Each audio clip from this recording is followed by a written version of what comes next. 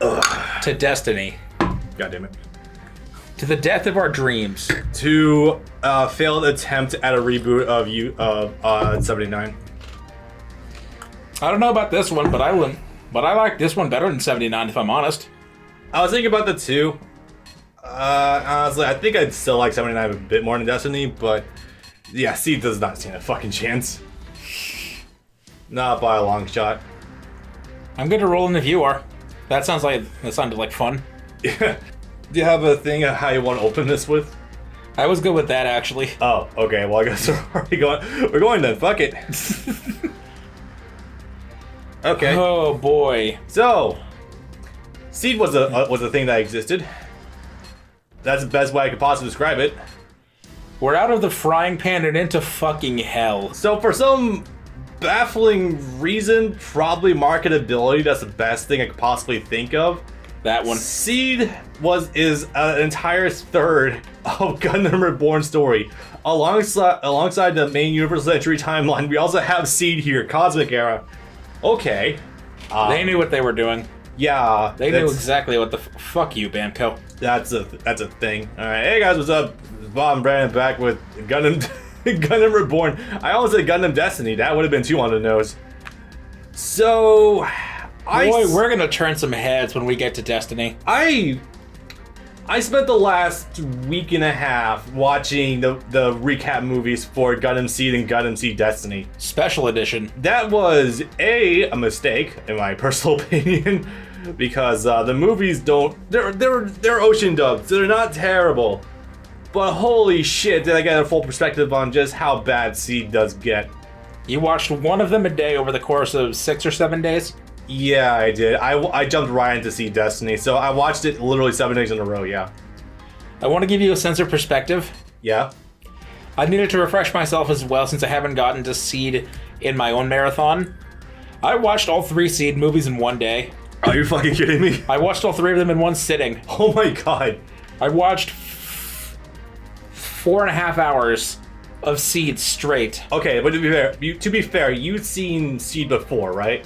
Not in 15 years, but yes. Okay, well, that's fair, but I had to actually pace myself with this because it made my head physically hurt after every single movie. Not just from the rampant cutting of Seed, but also because there's so much shit being jumped all over the place. Like, okay. I'm gonna level with you guys right now. I am fully convinced that Gundam Seed was an attempt at rebooting 0079. Yes. I am 100% convinced by this because having watched all 7 movies back to back in a row, I have seen so many fucking things taken from 79 and Zeta and just dumped into a fresh coat of paint and called it Seed. The way it opens, the way it progresses itself, it's got its own Rambo Raw in the Desert Tiger. It essentially tries to do the Battle of Baboku at the very end with shit going very south and a lot of people dying with super weapons. It has the Grips conflict. It's got its own Camille in the form of Shin for Destiny. It does the Grips war twice. It does the Grips war. You have a colony laser because Grips was the name of the colony laser. It does Grips twice. You have cyber new types in the form of the drug kids. The extended. Yeah, are they called the extended? Yes. That's a very lame ass name, but I believe you. It's really, god, Seed is terrible. But on the flip side of the coin, Destiny is kind of good. Oh, right. You didn't mal yet.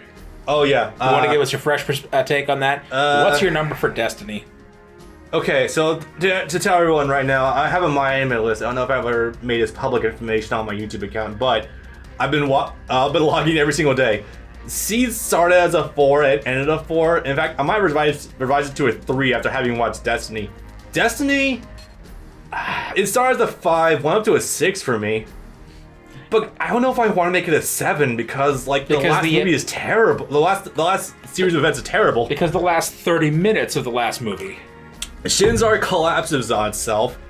It tries to retread even more water, but conversely, the new characters. Oh, Durandal's a great villain somehow. That was amazing. Listen, anyone looks better when they're contested against Joe Biden. You're right. Athrun is consistently the best character. Talia is an amazing mom and MILF and character. Luna Maria is actually pretty tolerable. Stella is a fucking nutcase and a half, but there's like legit reason to care for her. Yes. Holy crap, When it gets to that part. Yeah, that's the exact scene where it's like, okay. It's also the most, okay, I'm gonna also level with everyone. Gundam Seed is also like the most, obnoxiously obvious that Namco, no, well, Sword also. Sunrise and Bandai are trying to sell me toys. Yes. Because every single one of these mobile suits can transform in some capacity, or it looks really fucking cool with a lot of parts to it. Like, yeah, can you bring it up? I was actually about to ask if you could anyway, but we don't have 3D models, unfortunately. Okay. Yep, sort of. Especially like the Strike Gundam is one of the worst cases because it has like 3 equipable parts. Tell me that doesn't sound exactly like a toy you'd see in early 2000s, where it's like, what's a good way I can Lego Ninjago. Now you're able to equip it with 3 different accessories. Tell me like every single one of these specs you want to find in like some cheesy like Saturday morning cartoon commercial, like advertising these things with like movable opposable arms and different attachments you can put onto it. See, I was thinking something more along the lines of like a G.I. Joe or something, where it's like buy the additional gun packs with the various different American military guns you can buy. That does come to mind as well, but I get more like cheesy early 2000s Saturday morning cartoon commercials versus like 80s action toys, which are still bad. In fact, that's where we got a lot of CDC regulations about that crap. Transformer toys. Transformers was literally made to sell toys, but Gundam started and then was marketed to sell toys. So it's not as... Impulse is terrible about it. Oh my god, the Impulse Gundam is made to sell toys completely and utterly. It's kinda nuts. But by the by, I literally do not see any physical difference between the Freedom Gundam and the Strike Freedom Gundam. I just don't. Like, it's got red highlights. Red highlights. Maybe the chest is different. A bit. It has extra wings or something. It's probably got more wings to it. I know that the Strike Freedom has fin funnels.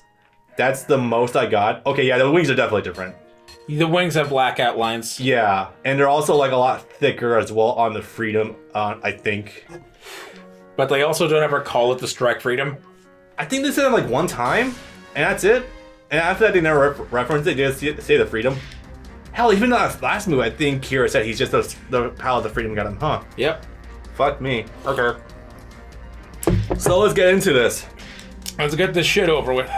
This is, yeah, I've been wanting to kill this so I can actually get back to and finishing Berserk, because this has been ever present in my life for the last few weeks. Yeah, let's just jump in. The good thing, though, however, is that I've been chronicling what we've been using in prior recording sessions, so we can walk in with fresh things that we have not used yet. All 4 times we're gonna get to pick. Yeah, pretty much. Striker Root, really? Eh? Yeah. I'll use the protagonist mechs at least. You don't need to do that. They're gonna do that for us. Okay, so Seed starts out at 79. Codename G weapons. How the fuck have I not known about that? Because they don't say it outright in the movies. You're absolutely right. Because remember, you're watching the hyper condensed version. All of the unimportant details just get thrown by the wayside. Especially Seed. Seed was horrible about it because it's 3 movies compressed, hyper compressed, in fact. The original Seed movies might be some of the worst compilation the series ever had. The Destiny compilation is the best the series ever got. For a very good reason. It's 4 movies and not 3. 4 movies. I feel like I've actually watched the entirety of Destiny. Like, minus a couple of details. Oop. Like, in all honesty. Oh boy. Rowley Crissette is one of like the worst villains the series has ever gotten. Cloning is bad. And I hate you because you're the person I could never be. I was dealt a bad hand. Brother. I have a conspiracy theory. I'm also pretty goddamn certain that a lot of the original plot elements for Seed was also taken straight from Metal Gear Solid. If you go back to the streams we did back in summer, I think I said the exact same thing. You're probably right. In fact, it's kind of blindingly obvious when you actually look at it, because the whole thing about genetic manipulation and your destiny being preset for you and being dealt a bad hand from birth, that is very much like Liquid Snake. That doesn't come up exactly like that until later. Right now, we're just here with eugenics and the movie AI. Yeah. And for some reason, Kira's parents thought it was a good idea to give this kid purple eyes. Like, what a weird choice, but alright, it's your call. It's your kid. Okay, so our main character here is Kira Yamato.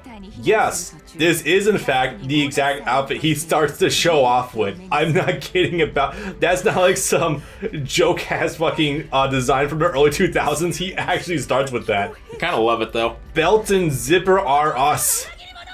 No, there are no zippers, just belts. Oh yeah, this is right. This is no, zippers was Kingdom Hearts 1. Belt is Kingdom Hearts 2, right? Yes. Yeah. No, because Leon. Yeah, Leon. Then again, nothing will ever top Lulu from Final Fantasy X in terms of the ramp and not the belts, but you know, details. She is made of belts. A detail you only ever see visible in the HD versions. Yeah. So to just kick off our analogy with 79, Kira is our Amuro, Athrun is our Char. Loosely speak. People have made that comparison. I don't see it, and frankly, I kind of hate it. In terms of just being the rival character on the opposite side, that's the best you can do. But really, like, they do kind of break that mold. I guess. Well, it's not really mold to be broken yet. We have Chars. We have 4 Chars in the Cosmic. No. All told, we have 6 Chars in the Cosmic Era. We don't have Chars, we have fucking Big Boss. The original guy, Mulaflaga's father, Mulaflaga, Neo Roanoke, Ralph Crusade. There was someone from Astray, and then there's Reza Burrell. So there's like 6 of them. It's obnoxious, and also 2 of them wear the headgear that Char and also kinda Zax wears as well. Zax only ever wears the fishbowl. Yeah, well, I mean, yeah. So he's not wearing any glasses or anything underneath. I'm just saying that Neo Roanoke does start with the fishbowl. At least I think so. I would call it as such. Damn it. Seed is extreme. Seed is also a very strange thing of something being much more loved in the East versus in the West.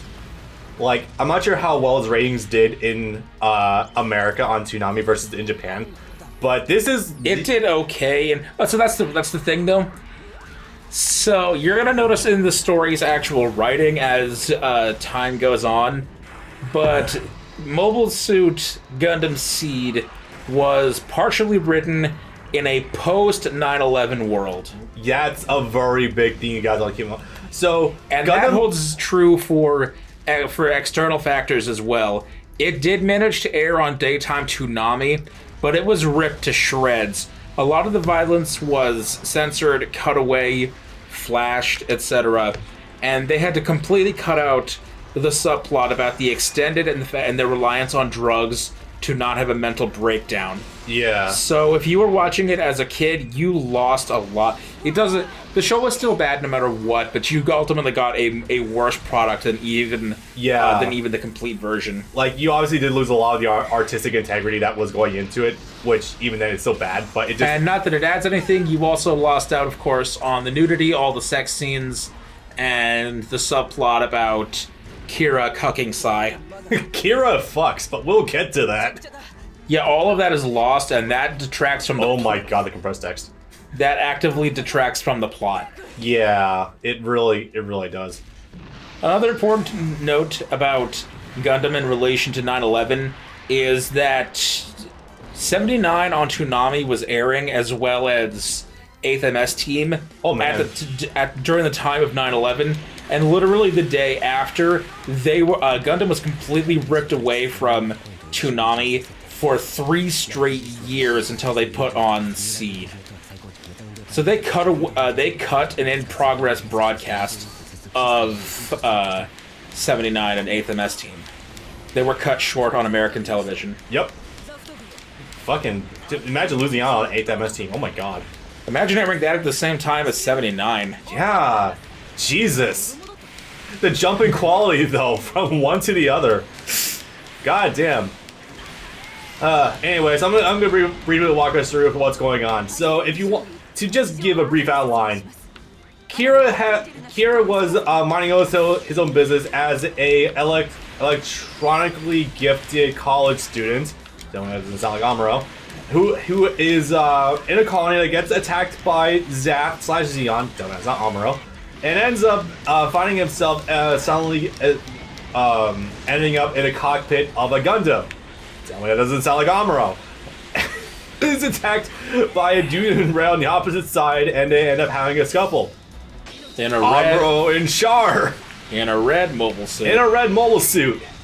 Yes. Yes. These analogies are so sweet. It's like the show just writes itself because it was written 30 years before. The Aegis is the only red Gundam. Every other one that Athrun pilots is straight up pink, and I think that's way funnier. I think it like mixes like purple and pink. It's really bizarre. Like I think it just changes between shots or coloring, but yeah, the Aegis is like the only one that's actually strictly red. Maybe to make Athrun more his own man. I don't know. Maybe to the fact that we always have like hot red mechs everywhere. Oh, you know what? That might be it. To make it more different from the M1 strays that come up later. That could be it. Maybe. I don't know. Those are white with red highlights. It's funny you should say that though about always having red because in the 90s Gundams at least, which is what I've been making my way through most recently, I've noticed that they've actually been trying to buck the trend of Chars being explicitly having blonde hair and explicitly piloting red mobile suits. The only one that adheres that strictly to tradition in the 90s is just Zex Marquise. He's the only blonde red mobile suit rival. All of the other ones are some other combination of colors. Yeah, I think the only one that really comes to mind in terms of being like a quote-unquote Char is possibly Victory Gundam with Katagina, but that's stretching it. Katagina is the Jared of that show. Even funnier. The Char of Victory Gundam is Chronicle Asher, and he has red hair, and he one-time pilots a red mobile suit, but his primary mobile suit is an orange gold color. Orange and gold.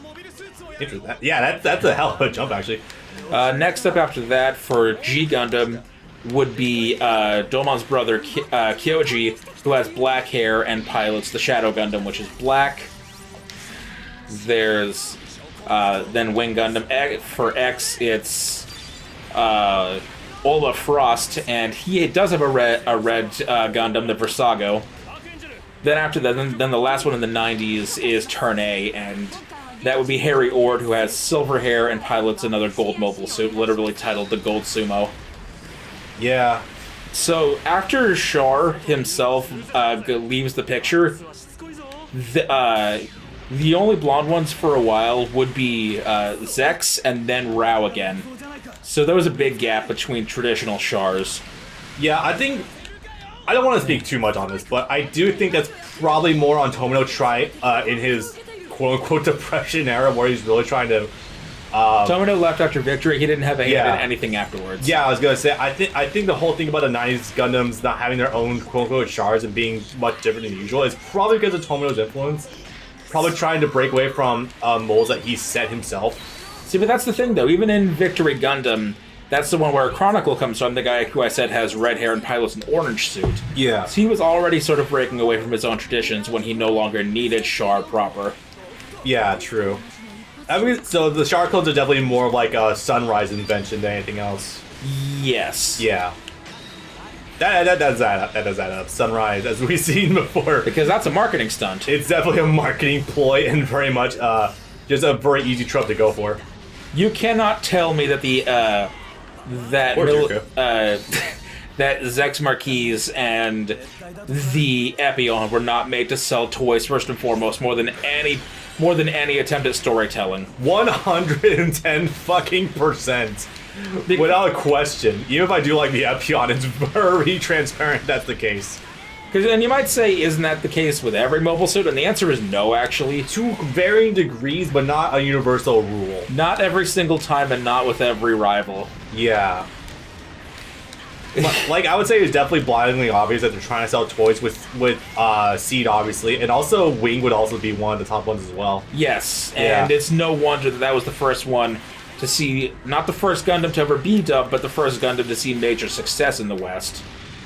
I was going to mention that earlier. So that's an interesting divide in the how different cultures view like different shows. Like Gundam Seed is pretty panned in the West.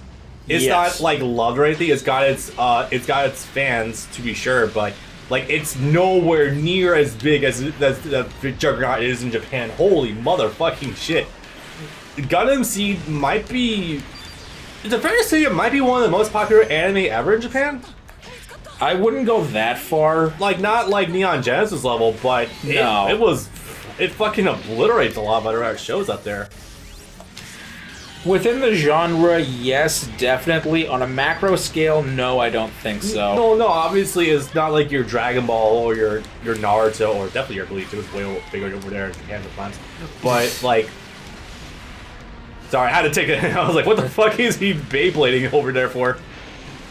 But, yeah, meanwhile, you got something like Gundam Wing in the West, where I don't know the exact numbers, but Gundam Wing really took off Gundam in the West, like, as a whole versus in Japan, where it was kind of just iffy. Like, they watched it, but I don't think they really particularly enjoyed it, which is weird for me to think about, considering that Hero was a character that was written in when Final Fantasy was undoubtedly at its peak, with 7, 8, that time period. Final Fantasy... Mobile Suit Gundam Wing, New Mobile Report Gundam Wing came out in 1995. The most recent Final Fantasy at the time would have been 5. 5, really? 9, 6? No, no, 6. Okay, no, yes, no, it was 6, actually. You're right. Yeah. Even so, that wouldn't have had any impact on it. I'm not saying that... no, not directly, but it's not exactly in a league to compare. No, I'm not saying that Gundam Wing was successful off the heels of Final Fantasy, although that probably wasn't the case in the West. But more so in the regards of, like, there was definitely, like, a market for, like, the silent, edgy protagonist in Japan and in the West as well. Oh, in the West? Yeah, probably. Yeah, like, very much so, like, off the heels of the Reagan administration with wanting silent, cool badasses as characters. We're going back to that. I'm sorry, guys. We're never going to avoid the politics. That's just the way... Oh, God, no, it's going to get worse. The primary villain of Destiny is Joe Biden. Yup. But, Eugenics program! We'll talk about it later. But, no, you actually might have a point about that, to its success in America, since Gundam Wing in America didn't come out until the year 2000. Yeah, I really do think that probably came off the heels of, like, Final Fantasy 7 and 8, and probably was also kind of running off the hype going into Final Fantasy 10. Is that possibly fair to say? Because, like, a lot... No, because it came out before 10. Yeah, I know, but, like, the anticipation of 10 coming out, because, like, that was, like, definitely when Final Fantasy hype was at its peak. I mean, and it really went away until, like, 2007. But, like, yeah. That's just my perspective on it anyway.